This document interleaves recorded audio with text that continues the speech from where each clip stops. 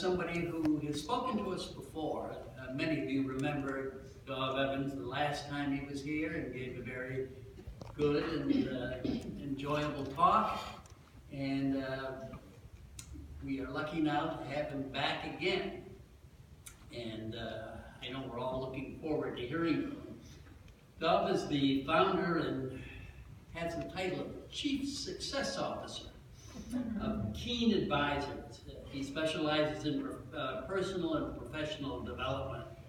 He has a background in higher education and corporate training. He has a PhD in leadership in higher education from Capella University, an MBA from University of Phoenix, and a BA from the University of North Carolina at Greensboro. He also teaches undergraduate business and history. He enjoys traveling around the country, sharing his work with others and helping them become better at life. So maybe he can do a little of that for us today, which would be nice. But his subject today is Black Religion, the Gift and the Curse.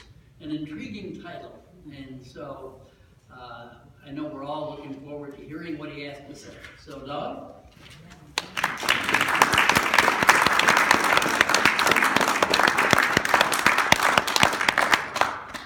How's everybody doing today? No, you're just fine? Yes? Okay, get on the mic. You can walk around with that. Just keep it right in front of you. Good? Yeah. Yes? Okay, excellent.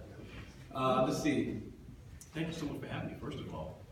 And I have to say that today's topic may not be as inspirational. Not say it's going to be a downer. It may not be inspirational. I just finished a book called The Emancipation of Black Atheists. So the book chronicles my journey out of religion, my growth out of religion, as well as it explores the relationship between my voice. It explores the relationship between religion and the Black community. So very interesting book. I'm finally glad that I'm done with the book. But because of it, I had a lot of questions and a lot of great feedback. And again, I'm glad to actually come here and share maybe just a couple of nuggets and a couple of stories from the book.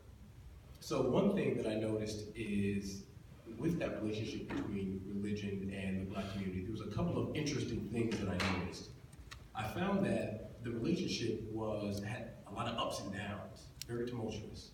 And I couldn't help but to look at it almost like a gift and a curse, kind of like a fruitcake. So real quick, show of hands, anybody ever received a fruitcake as a gift? Just ever in your life? Yes. Nice, okay. So you'll Anybody ever give understand one? that. Say it again? Did anyone ever give one? Yeah. There you go. Fruitcakes. If you can imagine, just like most of you, I detest fruitcake. So people here share my sentiment for fruitcake. But one day I was given a fruitcake by a friend.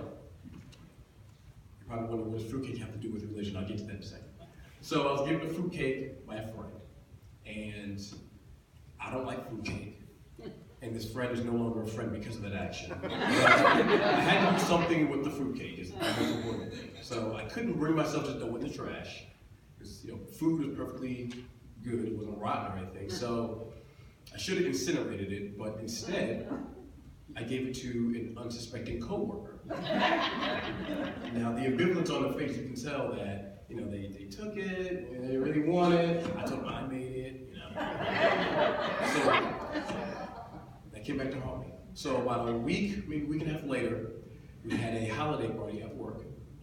And of course we had the good old gift exchange. And lo and behold, what gift did I get? I got the same fruitcake from a different coworker. This fruitcake had some traveling going on. So we had a family gathering, family holiday gathering, maybe a few days later, and we were required to bring something to eat. I can't cook. And I had this fruitcake So I brought the fruitcake. And I left it there. I brought it to the holiday party. I left it on the counter. Nobody ate the fruitcake at all. So I figured maybe if I just take a little sliver and make it look like someone actually got to it, I'll trick others to want to maybe motivate them to eat the fruitcake. So I took a little sliver, ate the fruitcake. Nobody else touched the fruitcake. But guess who got food poisoning the next day? This guy. Gift and a curse. So when I was writing about religion and the Black community, I couldn't help but to think about that interesting experience. Much like the fruitcake, this special thing, this thing that we all know as religion, more specifically Christianity, was given to slaves a long time ago, almost as a gift. Almost as a gift. Slavers really felt like they were doing their duty, not only by reshaping a country and again, kind of molding it into their image, if you will, but also by enlightening these heathens, these barbarians, and giving them this gift of religion. You should get to know Jesus. It's a good thing. It's not meant to be bad at all. This gift also came with the added bonus of the slavers noticed that the slaves who did convert to Christianity typically were a little bit more amenable to their new subservient status. Just an added bonus. Sorry. Oh, that's okay. Is that my time already? No. You must turn off and I'm going to turn it on. Sorry. So if you think about it, if you were a slave, that was a great exchange. Now, if you're a slave, if you're on the other end, why would you want to finally give in and accept Christianity? You already have your culture, you have your religion, you have your ways. It wasn't easily accepted. Of course, they fought. There was a lot of back and forth. But there was a couple of incentives to finally giving in and accepting this gift of Christianity. First of all, as you can imagine, the slaves noticed that some of the slaves that finally did give in and accepted Christianity didn't receive as harsh a punishment as those who did not. So it's a bit of an incentive if you're watching other slaves receive preferential treatment almost, if you will, because they were able to convert and become Christian. If you pause. Then the other thing that they would notice is eventually subsequent generations who had been there so long and knew nothing about their traditions and their religion, eventually knew Christianity as the norm. That's just what it was. From the time they were born, it's always been there. So of course they had no trouble, not necessarily converting, but they were born into Christianity. Now, the interesting part is, for Christians, this was a gift. This was, if nothing else, a brief reprieve from the laborious, day after day, sun up to sundown work you might have to do. This gave you an opportunity to do something that was illegal, like maybe learn how to read. For many slaves, the book, the Bible, was literally the first book that they would use to learn how to read. This is a gift. If it wasn't for this one book, there would be no other options. This was the only option. So using this as a time to maybe learn how to read, reorient yourself back to your community, right? Regain those social bonds that are lost while you're just working. This is a gift. This is an opportunity that we otherwise would not have. This is a great incentive to eventually adopting this new practice, Christianity. It starts to become something that's looked more so as a positive than a negative, right? It's more of an incentive to eventually kind of take on this new strange religion, which didn't necessarily sound like it might be true. But it'll give you a break, it'll allow you to make secret plans, maybe to escape, if nothing else. This gift started to look a little more appealing over time, unlike the fruitcake. Let's fast forward years later, and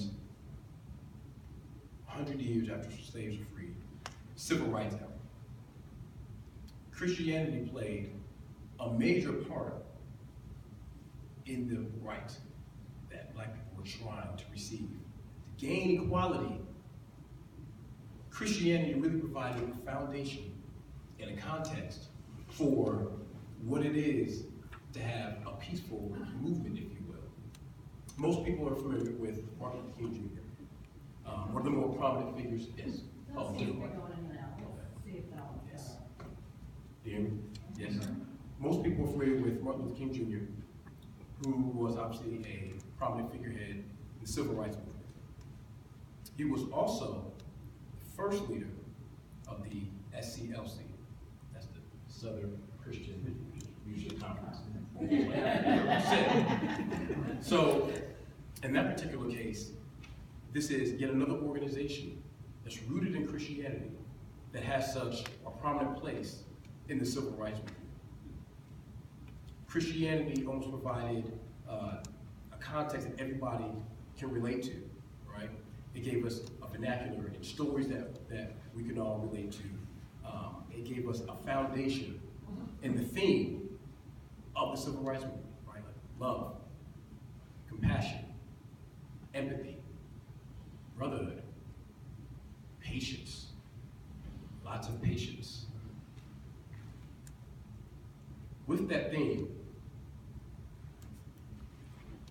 Christianity was able to gain an even larger foothold in the black community. Christianity and black people almost became synonymous.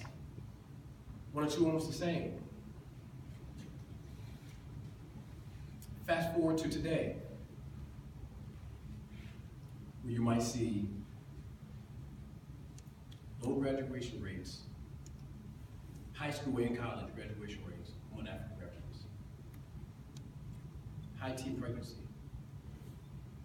high HIV infection, high incarceration rates.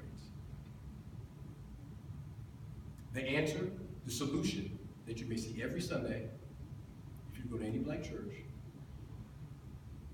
will almost be the same. Jesus.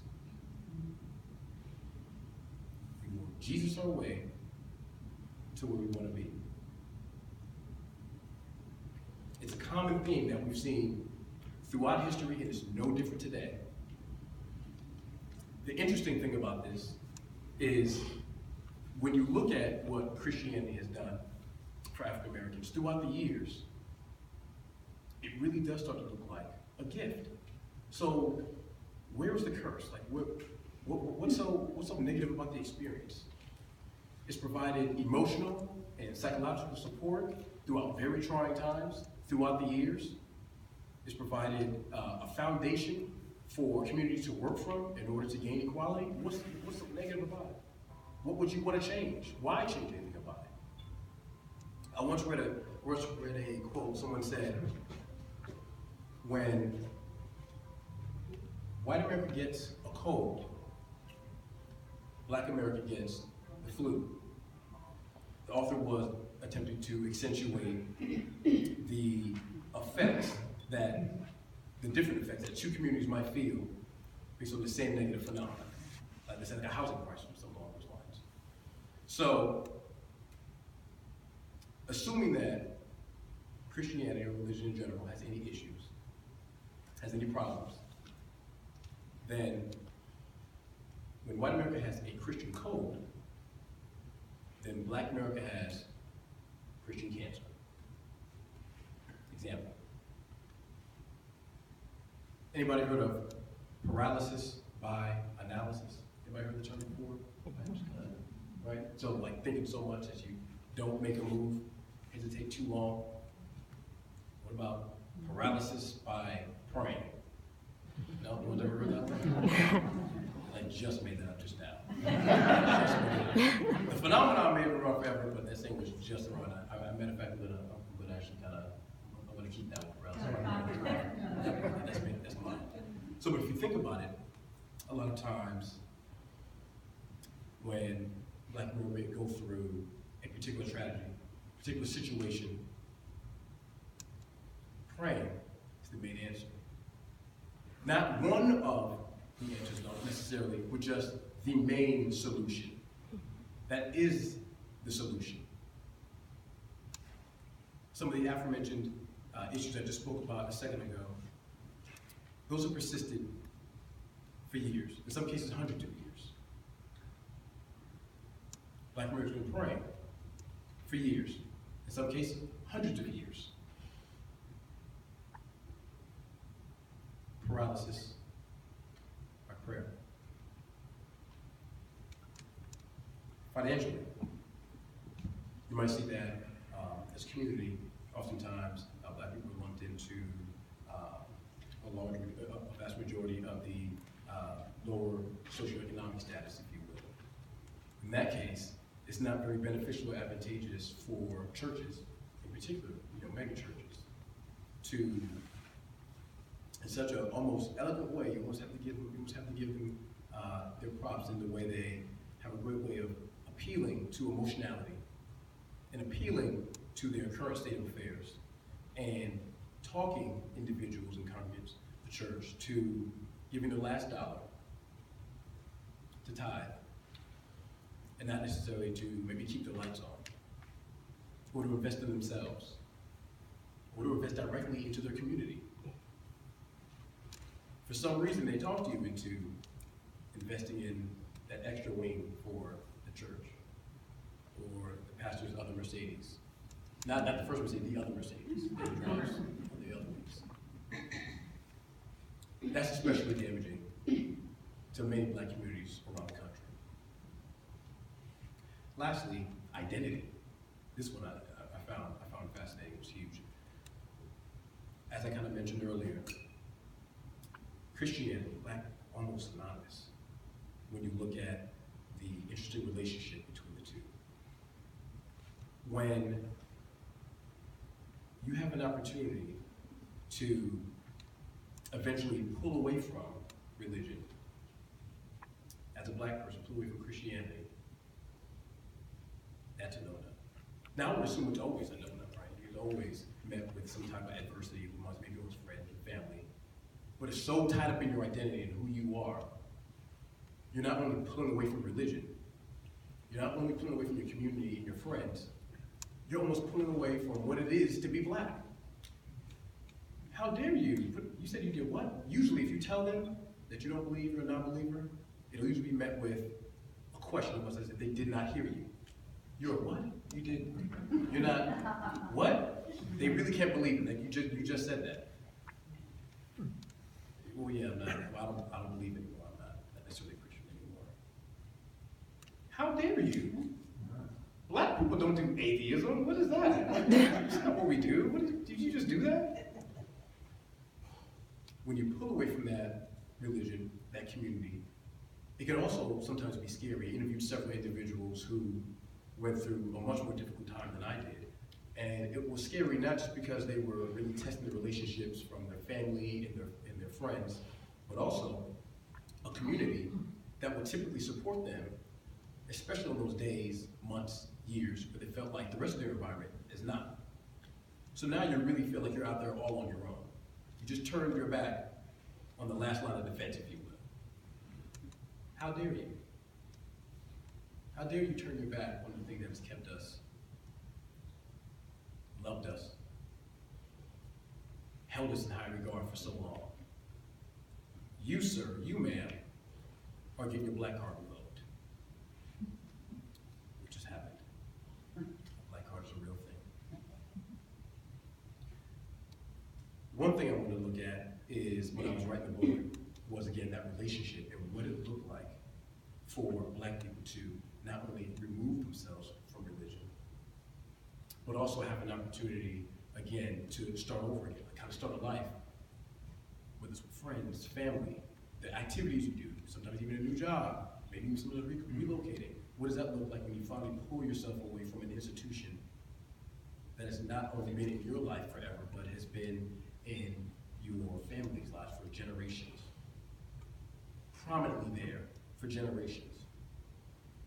That's what we know is Jesus. The more adversity and the more tumultuous our journey becomes, the more of a reason we have to cling on to religion, to cling on to Jesus. Jesus, the one white man who has loved us unconditional forever.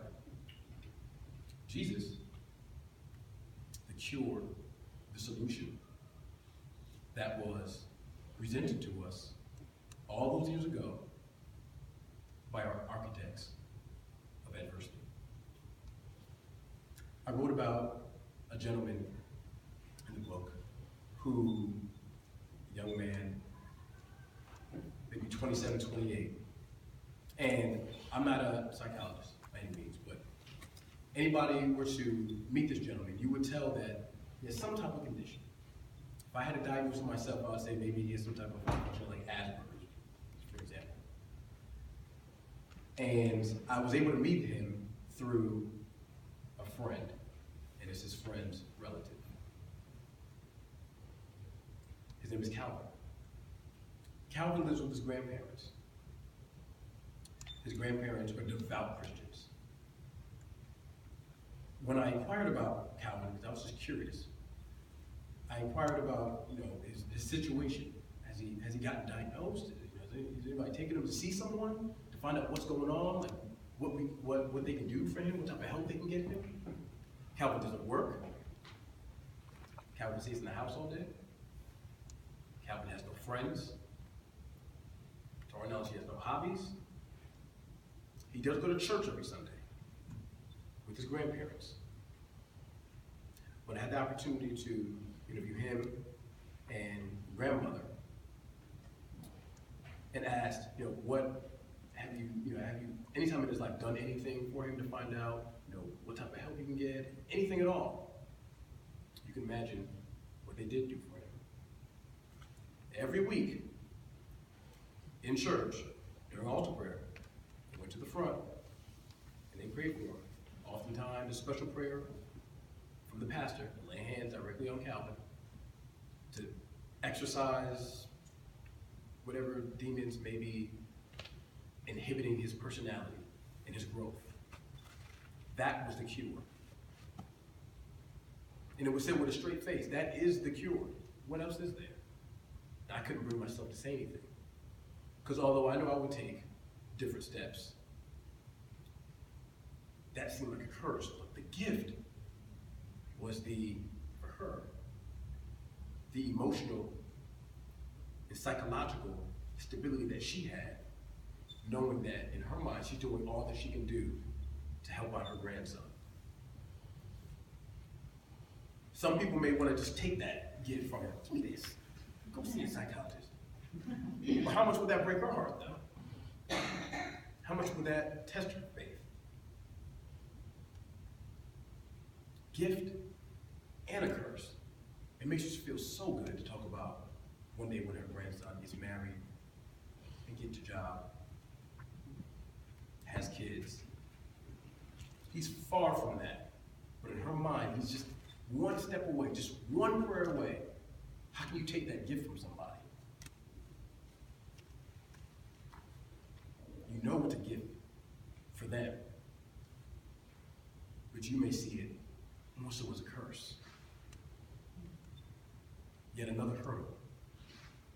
In this case, inhibiting Calvin from reaching whatever potential he may have. Almost 30 years old, and hasn't seen a fraction of the things maybe the average high schooler has had. Hasn't left the state, hasn't been on a plane, no social life. That's just one example. That's just one example. If black people are the most religious minority here in America, you can imagine how many more examples, how many more Calvins there are, just with situations that are waiting and hindering on a prayer. I'm not waiting for anything else. That is my means to success. That is my means to equality. That is my means to reach my goal, is just the prayer. Just church. Exorcise the demons. And that's it. How much progress can be made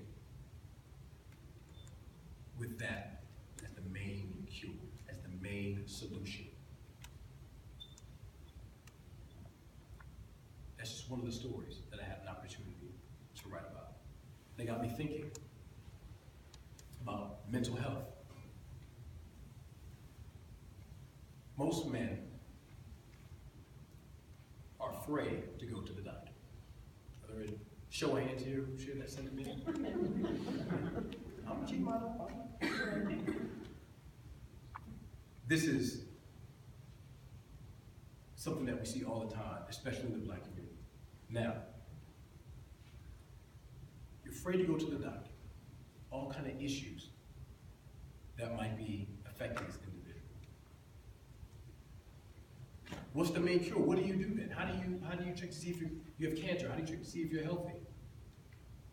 Once a week, I teach a fatherhood class to fathers, most of them are Black, not all, most of them are Black, to fathers who are delinquent in child care payments. So we teach a fatherhood class, 12 weeks, and we talk about basic tenets of fatherhood and what it is to be a father and good helpmate, if you will. One of the weeks are on personal health. You can't imagine how many times I have to bite my tongue when they use Jesus as the solution. It's a government-funded program, so I don't say anything. It's Jesus. But when we do personal health, that's always an interesting one, though. We talk about what's going on. Hey, guys, how many of you all, go to the doctor on a regular basis? So on a scale from 1 to 10, 10 being great and 1 being, oh my gosh, this is not great at all. How would you gauge yourself, in terms of how healthy you are?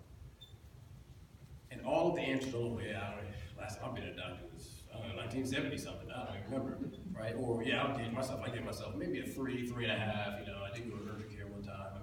These are the answers that I'm getting.